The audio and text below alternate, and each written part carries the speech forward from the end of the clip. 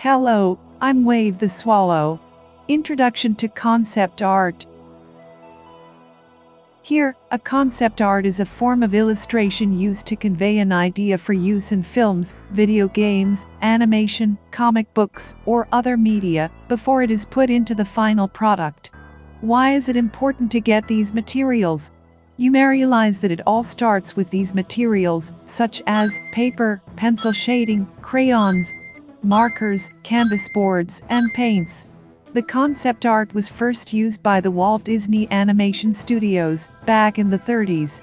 This comes from the portrait. Walter Elias Disney was an American entrepreneur, animator, voice actor, and film producer, 1901 to 1966.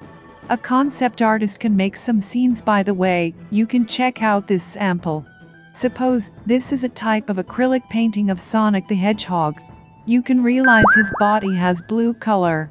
His arms, ears, mouth, and stomach has light brown in color. His nose is black in color. His hand, that's naturally made of glove, is white in color. And his shoes are red in color. The small part on side of the shoe, could be a Velcro or label, is yellow in color. That's how the task is made by an artist. The main color is taken as blue, that is depending on its breed type, just like in animals.